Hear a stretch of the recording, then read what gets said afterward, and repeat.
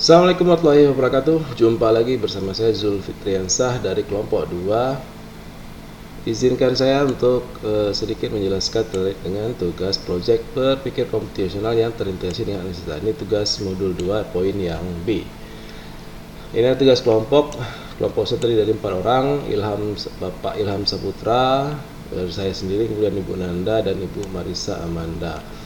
Adapun tema untuk tugas modul yang kedua itu analisis data timbulan sampah dengan tujuan, ada 3 tujuan yang ingin dicapai. Kemudian peserta didik mampu menggunakan pikir komputasional dalam menyelesaikan persoalan yang mengandung himpunan data berstruktur kompleks dan volume tidak kecil. Kemudian peserta didik mampu melakukan analisis dan interpretasi data. Kemudian yang ketiga bela sarana dan seterusnya. Dengan deskripsi kasus yang seperti ini, ada sebuah data di alamat linknya yang ini ya, syspen main lhk.go.id data timbulan, kemudian disuruh unduh keseluruhan data, kemudian memilih data memang 1 tahun dari 2 provinsi berbeda untuk diolah, kemudian memilih pemilihan tahun dan provinsi dapat dilakukan menggunakan aplikasi pengalaman kerja dan seterusnya. Kemudian ini adalah instruksinya terkait dengan tugas apa yang harus dilakukan. Oke, kita mulai dengan penyelesaian kasusnya. Oke, untuk kelompok kami selesaikan dengan kasus yang seperti ini. Oke, untuk menjawab kasus di atas, kelompok kami melakukan brainstorming yang kami lakukan secara online, itu guna untuk menelaah lebih jauh terkait dengan tujuan dan hasil yang diinginkan pada tugas ini. Oleh karena itu, dari hasil kegiatan yang kami lakukan tersebut, kemudian kami simpulkan untuk ada tim yang bertugas untuk mengumpulkan download data dari link yang sudah tertera. Kemudian ada tim juga yang bertugas untuk mencari alternatif aplikasi apa yang bisa kita gunakan untuk menyelesaikan persoalan tersebut. Kemudian yang ketiga, kelompok kami juga sudah bersepakat untuk memilih 2 wilayah ya, Provinsi Aceh dan Sumatera Barat. Jadi akan ada 2 provinsi yang kita analisis, Aceh dan Sumatera Barat. Oke, demikian untuk pembagian tugas yang sudah kami bentuk. Nah, kemudian bagaimana alur proses pengerjaannya? Kita mulai dari mendownload keseluruhan data. Ini ada angka 1 dari link ini ya. Dari link SIP-SN main lhk.go.id dan seterusnya. Nah, di sini ada nomor angka 1, 2, 3, 4, dan 5. Ini maksudnya cara kami mendapatkan datanya. Pertama masuk ke linknya, kemudian kita pilih tahunnya untuk itu semua, kemudian yang ketiga pilih provinsinya itu nasional, kemudian yang keempat pilih show tampilan datanya, pilih untuk semua, kemudian yang kelima adalah proses download.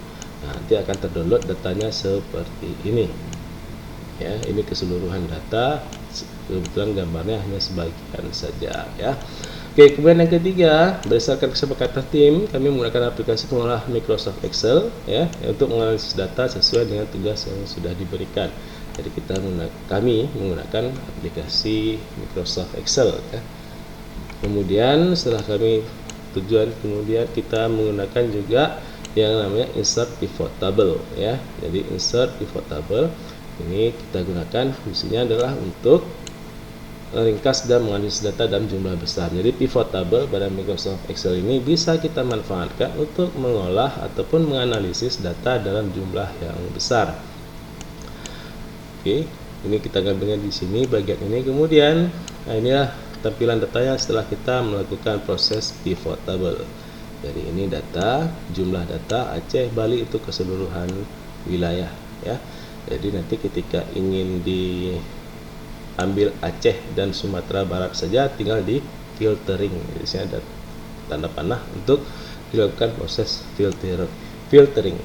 Kemudian selanjutnya inilah settingan dari pivot table yang kita lakukan seperti ini. Yang jadi kolom tahun, row, nanti akan tampilnya seperti ini. Ini bagian sini kolom, ini adalah row-nya provinsi. Oke. Kemudian value nilainya adalah rata-rata dari timbulan sampah tahunan ya, timbulan sampah tahunan. Karena yang diminta adalah timbulan sampah tahunannya.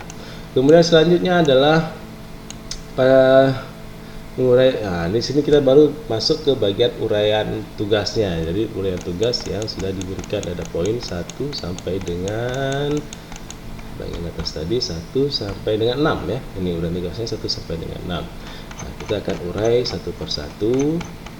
Mulai dari yang 1 terlebih dahulu, yaitu jumlah total timbulan sampah tahunan di setiap provinsi pada setiap tahun. Jadi menggunakan pivot table kita bisa melihat bentuk tampilannya itu seperti ini. Untuk melihat jumlah total Aceh berapa, Sumatera Barat berapa, seperti itu ya. Tahun 2019, tahun 2020, tahun 2021, 2022 dan seterusnya. Selain bentuk seperti ini juga bisa dalam bentukan yang seperti ini. Jadi bebas melihat yang begini boleh, kita lihat yang begini juga boleh. Seperti itu ya. 2009, 2020, 2021, 2022, 2023 dan seterusnya. Kemudian ada rata-rata total timbulan sampah tahunan di setiap provinsi untuk seluruh tahun. Ada sama bentukannya, bisa kita lihat dalam bentuk yang tahunnya memanjang ke samping atau tahunnya ke bawah seperti ini. Ya, panjang ke kanan atau ke bawah seperti ini. Nah, jadi tampilan itu bisa buat lihat seperti ini dan lihat sendiri. Ini menggunakan pivot table tanpa rumus sama sekali ya. Sebenarnya ada rumus di dalamnya, tapi ya pivot table itu sudah otomatis dengan rumusnya. Kemudian untuk selanjutnya, provinsi yang menghasilkan timbulan sampah tahunan paling banyak pada setiap tahun, provinsi yang menghasilkan timbulan sampah tahunan paling sedikit. Kemudian seperti apa grafik jumlah. Jadi tugas yang poin selanjutnya 1, 2, 3 ini itu 3 kasus di atas kami selesaikan dengan menampilkan grafik. Jadi dengan grafik ini kita bisa membaca jumlah timbulan sampah tahunan yang paling banyak itu kira-kira di siapa. Seperti yang kita lihat grafik ini pada tahun 2022 Sumatera Barat ternyata dia yang paling tinggi timbulan sampahnya, hampir mendekati 1 juta gitu ya. Kalau Aceh dia hanya 590 pada tahun 2022 ya. Kalau Aceh kita lihat di sini tingginya di tahun 2022 ya, 2022 itu tinggi Aceh seperti itu ya.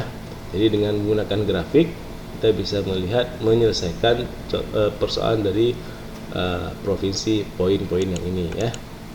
Oke, next selanjutnya ada pengkategorian dengan visualisasi rata-rata ketentuan warna ya. Di sini kita butuhkan ketentuan warna. Jadi bisa dibuat dengan bentukannya yang seperti ini.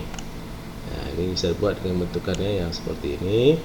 Hijau jika 100.000 hijau, 700 dan seterusnya bisa dibuat dengan seperti ini. Dengan pengaturan ya,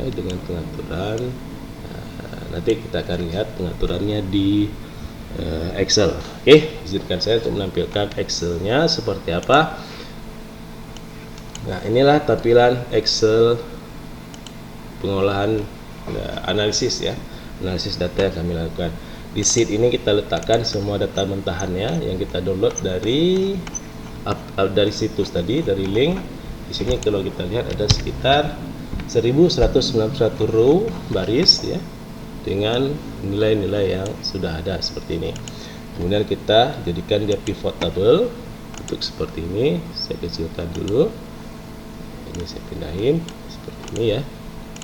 Ini adalah pivot table yang sudah dihasilkan. Ini jadi bentukannya. Jadi kita Pak Aceh dan Sumatera Barat karena ini yang akan kita analisis, kelompok kami analisis ya terkait dengan Aceh dan Sumatera Barat. Seperti tadi misalkan rata-rata timbulan sampah itu bisa kita akses ataupun kita rubah di bagian sini. Ini adalah rata-rata, kita akan rubah menjadi jumlah ya, mengganti file settingnya dengan sum. Lihat oke, dia akan berubah menjadi jumlah timbulan sampah tahunan. Nah, dia akan berubah seperti ini adalah jumlah timbulan sampah tahunan. Oke. Jadi ya bentuk seperti atau ingin melihat dia jadi ke bawah, kita akan pindahkan ini ke bawah, jadinya seperti ini atau begini ya. Jadi Aceh terlihat berapa dari tahun-tahunnya, sementara jadi dengan pivot table hal ini sangat mudah untuk bisa dilakukan analisis seperti itu ya. Nah, kalau untuk grafiknya bagaimana? Bentuk grafiknya akan seperti ini. Jadi kita bisa melihat bentuk grafiknya berdasarkan tampilannya ya. Ini dia, ini grafik. Nah, jadi ini grid bisa kita kasih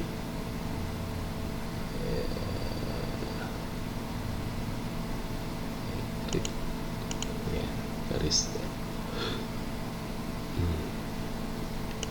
Oke, di sini kita bisa filter, misalkan mau lihat tahun 2019 saja juga bisa ya, hilangin 2019, kita bisa lihat.